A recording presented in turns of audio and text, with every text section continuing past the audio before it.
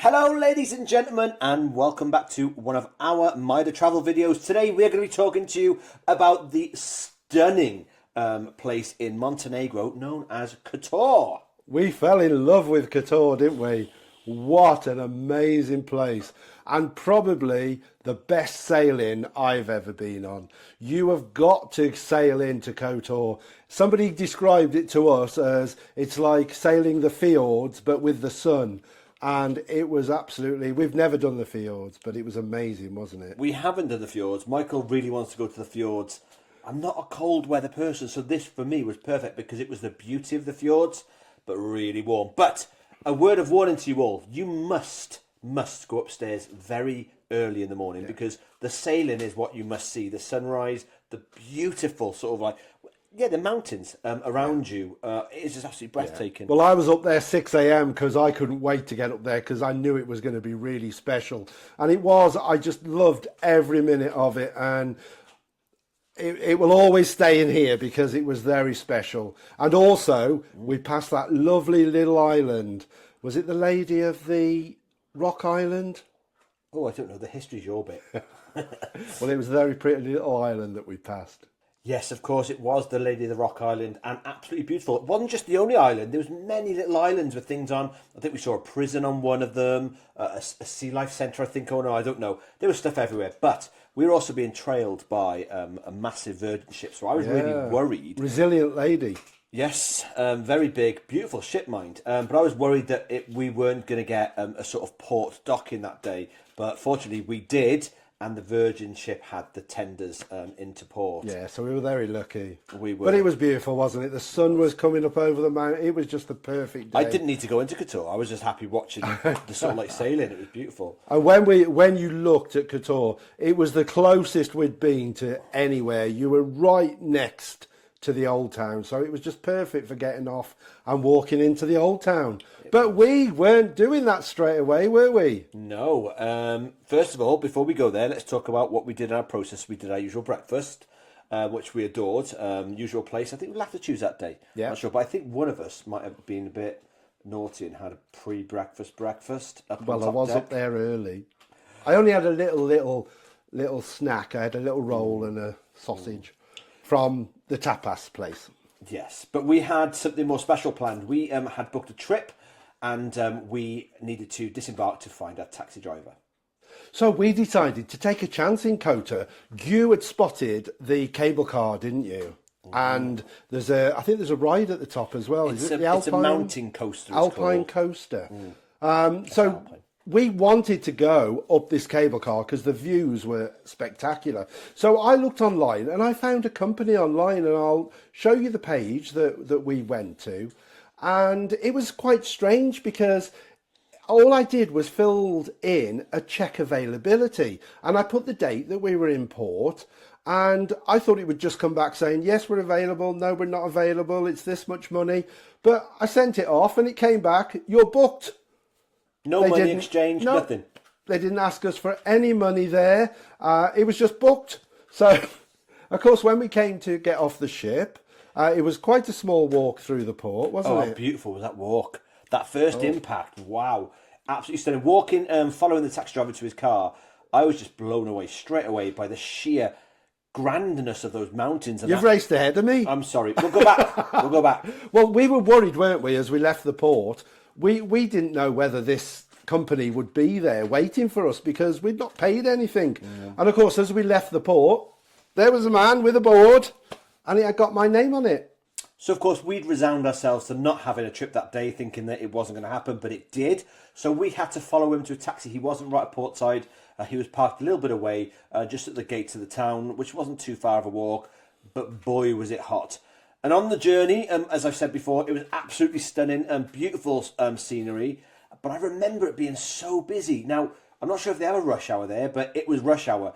Traffic was gridlocked, and I was so thankful for when we got to the car that it was a brand new electric. It was a hybrid car. Yeah, it was hybrid. But it had aircon, and it worked really well and fast. Unfortunately, though, 4 big burly men I was the one in the middle. But tell us about our journey, Mike, because it wasn't close, was it? No, well, first of all, let's just say about the guide. The guide was lovely, yes, of course. but he didn't speak any English.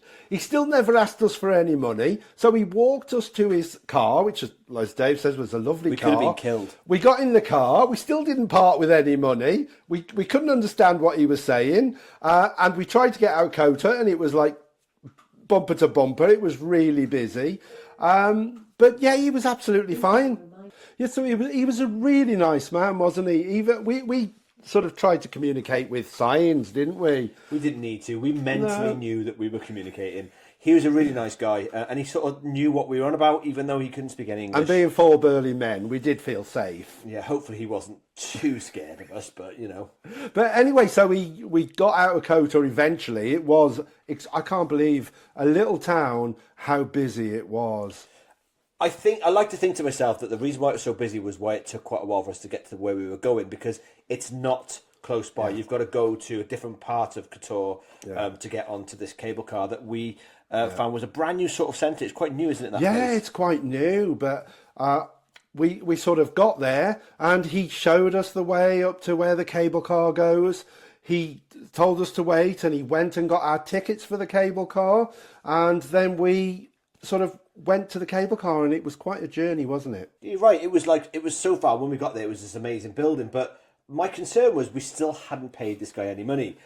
But we did know that it was meant to be €40 per person. Now, that might seem a lot, but for the €40 each, you get a taxi service to and from in an air-conditioned vehicle. You also get paid entry to the cable car that takes you to the top of the mountain. Yeah. So when you think of it, you're looking at probably €15 each way, because it's quite far, plus your entry. And of course, the taxi driver waits for you the whole time. He told us, I'll be in the cafe, and I think you have about an hour and a half, 2 hours to go up and look round, which is ample time. And of course, what happened when we got to the journey up was just amazing, wasn't it? It's fantastic, because one of my friends, Mark, in there, petrified of heights. I think he's almost died twice on the way up just with pure fear. But when we got to the top, that view was stunning. And I mean, anybody that's going to Kotor, you might want to look around the town, but you need to try and find some time to get there early in the morning, because when we got there, it was very quiet. There was no one really on top, and those views. Yeah, amazing. Because as you went up, then you had the first view, which was down towards the airfield. But as you got nearer the top, you had that stunning view down to where you could see the two ships and Kotor itself. So yeah, Mike is absolutely right. There was just so much to do on top of that. We had the views to look at, where they are everywhere. The panoramas are everywhere. It's stunning. Some great photo opportunities, isn't there? Selfies. If you're into selfies and Instagram, it's a great place. Yeah. There was the Alpine coaster that hadn't opened yet, so we were waiting around for that. There was also a beautiful restaurant, and I mean beautiful, which I can imagine at sunset that would be an absolutely stunning location place to have. To be. And there was an information centre with some gift shops there as well. So all in all, it was a really nice place. But we were waiting for our trip on the mountain coaster. Yeah, because I think we got there about 20 to 10, but the Alpine coaster doesn't open till 10 a.m. And so we sort of spent time looking round, getting the views, and then we decided to bring out the daredevil in us. And can you remember, I was really desperate to be first on there, because we wanted an open run, so no one was slowing us down, so we could go full speed. Well, you could. I didn't, though. I think someone did, which you're about to see on the video. Let's take a little look at your little journey round. Okay.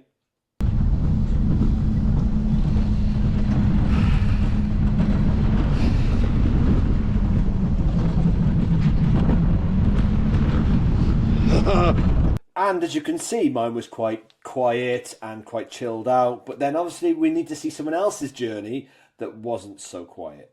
Ah! Oh! Oh! Slow me down! I don't like going fast!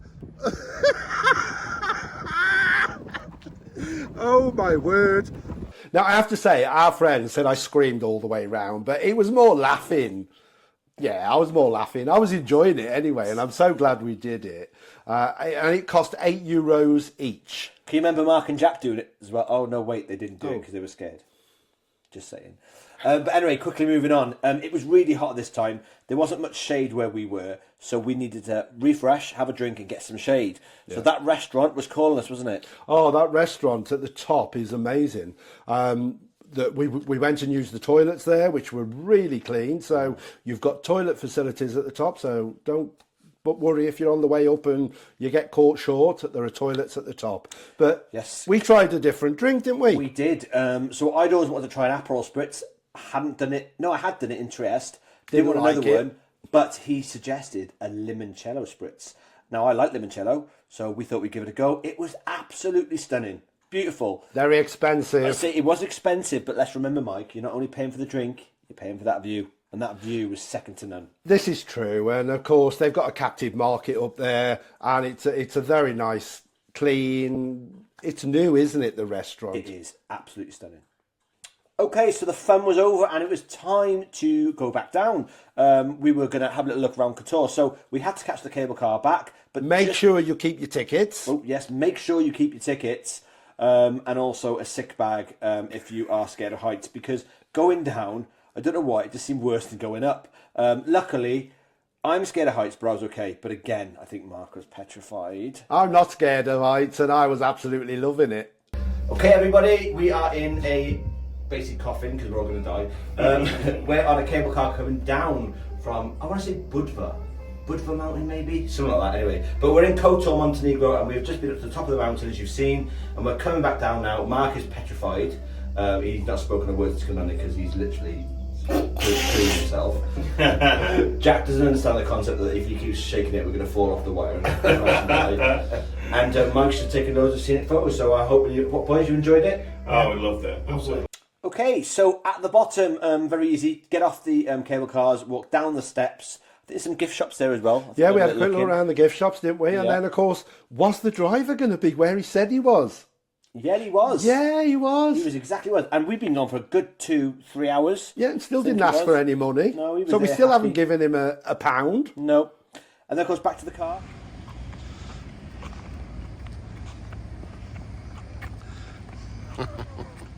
You'll do yourself an injury. I know. Imagine I broke my ankle. You're getting a bit old to be doing antics like that. I'm only 32. And the rest. We got in the car and he knew the traffic would be bad the way that we go back in, so he decided to take us on a special little journey, a bit of a longer route, but a more scenic route. And we managed to stop off some photographs. Yeah, we had a lovely view down at the ship, didn't we? Well, both ships. We did. And then he took us back to the main gate, the port, and dropped us off. Yeah. Yeah. But then we paid. With our lives. He took the money. It was what we sort of was on the website. It was €40 each, which we think was excellent value for money. We would definitely recommend this company. I'll put you their website and show you the prices. They also do a trip to Our Lady of the Rock Island, a private trip, which I think was €50 per person. So they were excellent. So, we are back in this beautiful port, right at the city walls, right ready to go. Now, bear in mind, Kotor, no matter what time of day it is going to be busy. It's a national heritage, I'm sure it is. It's probably a UNESCO World Heritage. That's the one, World Heritage. It should be, because it's absolutely stunning. But the problem is, we had 2, I think maybe 3 cruise ships in that day. So, Kotor, being small as it is, does have a large amount of people, and it gets very hot. So, when you go through those gates, be mindful, it's going to be very busy, very, very narrow streets, not much shade to be had, but the best thing to do is to go in the opposite direction to where everyone else is going. Definitely, and we just loved, straight away we fell in love with the old town. You walk through, as we went through the main, sort of the first gates, you had that beautiful square with the old buildings, and then of course we walked through some of the alleyways to the walls where we walked up onto top of the wall and had views. Yeah, because I can remember they're free to go on, and the city walls, not like Dubrovnik, free to go on. Absolutely stunning views again of the ship and the port. Even some other things on the other side that you don't see unless you're on the walls. So it's worth going up there to have a little look. But make sure you take a drink with you because it can get very expensive in those streets. Yeah. Can you remember the cat park? Now, for everybody that's thinking, what? There is a park in Kotor, okay, that is dedicated to cats. It's even protected, and there are cats and kittens everywhere in this place. Tell them the story as to why it's there. Right, there is a lady in Kotor by the name of Daniela, and for 30 years she has looked after the stray cats of Kotor. And we like cats, so we'd heard about this before we got to Kotor, and we decided that we were going to try and look this place up, and we came across it, and there was all these rows of like their sleeping boxes, and there was just cats there. They were all got their food there. I might have stole a few. Little kittens in my They top. were so cute. And there's a sign there, and it said about Daniela, how she's fed them, she's had them spayed, any treatments. She does it all. And so she's been a bit of a cat angel. And there's a nice little sign there all about her. And it calls her the cat angel. And we were a bit disappointed. There was no donation box there because we'd have happily left a donation. But it did say she had a shop about a minute's walk away. So we decided we'd try and find this shop. Okay, so it was our mission to go out and find Daniela, which we did. It was a few shops down because obviously we kept going in shops that were dedicated to cats thinking it was for her. But no, we found her about 3 or 4 blocks down on the left, up a little alleyway. And the first thing we were greeted with was a cat sleeping deado in the window. So cute. And then we went in the shop and there was one sleeping on the counter as well. Everywhere. So she obviously loves a cat. But how nice was she? She even gave us 2 postcards to take away with us for free. She was lovely. She didn't want any payment for them, even though we tried to give her some money. I don't think she likes a lot of attention. No, she doesn't. And so even the postcard she gave us, it shows her with the back on the picture and the cats all around her on some steps, I think it was. Yeah. If I can find it, I'll show the picture. But if you go to Kotor, find her shop. And go put a donation in the box. Get some money in there, because obviously she does that all off her own back. It's fantastic. Amazing lady, so... But anyway, that's not the be-all end of Kotor. There are other things to see. We have got Westgate, where you can go out and be over a lovely sort of like pool, rivery area, which is quite pretty. You've got the streets, and we also found a bazaar. And bizarre it was. It was like under the arches, wasn't it? And it was like, looked really old. And you could just wander through and there were all sorts of little gifts and tourist stuff. It was really quite nice. It was pretty. Quite expensive, but I think Kotor is quite expensive because it is a tourist trap. It is such a beautiful place to go. So if you are going to go there and buy gifts, please make sure that things are expensive and you have enough money on you. I mean, we were just captivated, weren't we? It is the most amazing, beautiful place, and it certainly makes us. You want to go back, don't you, to explore Montenegro more? Yeah, because it's an absolute stunning place. A lot of Game of Thrones, believe it or not, was filmed there as well, which we didn't. We know even about. saw that chap playing the guitar, Game of Thrones. We did.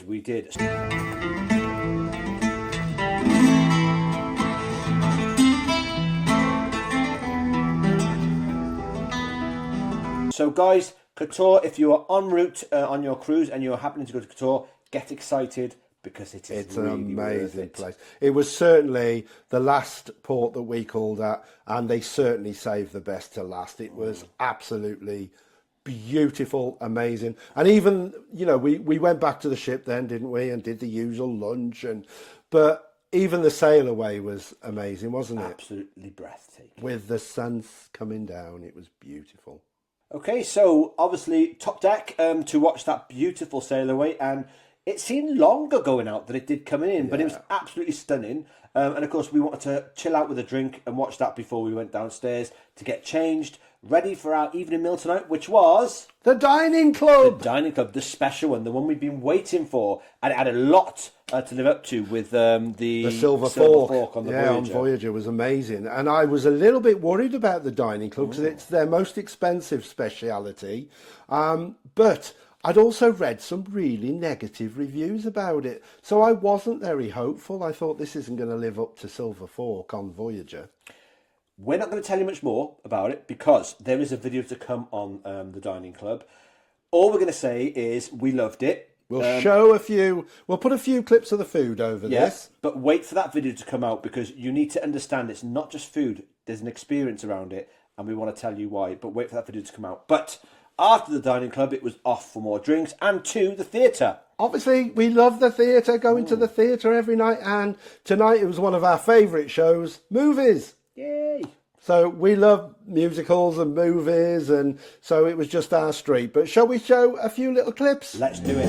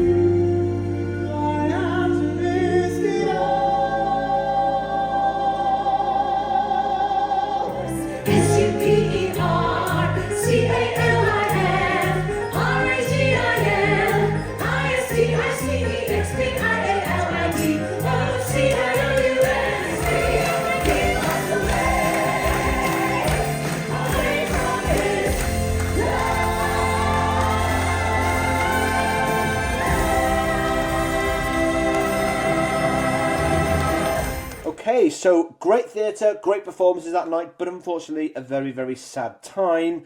It was the end of our cruise. This was the last stop on our journey. So so the next day, we would have ended up in Corfu, ready to fly home. Yeah, we hate coming home, don't we? But we have to say, it's been an amazing cruise. Can we just also say as well how flawless it was? Because if you remember, a week after that, they had all those issues around people getting to and from with the issues around airports and stuff. Oh, yes, it was a bit of a nightmare. We were for slightly people. delayed, if you remember, Yeah. going home, but the getting us to the airport and getting our baggage there was flawless. So well done, Marella. Yeah, it was a wonderful cruise. Definitely, if you're thinking of doing the Mediterranean, the Adriatic Explorer, you'll have seen from our previous videos that we had an amazing time, some beautiful places. So yeah, get it booked for next year. It's amazing. Yes, and guys, we pray that you've liked our video. Please remember to like and subscribe. Now, subscribing doesn't cost you anything, and it really helps our channel grow. If you can like, subscribe, and also tick that little notifications box for future content. And thanks everybody, and happy cruising. Happy cruising. Take care. Bye.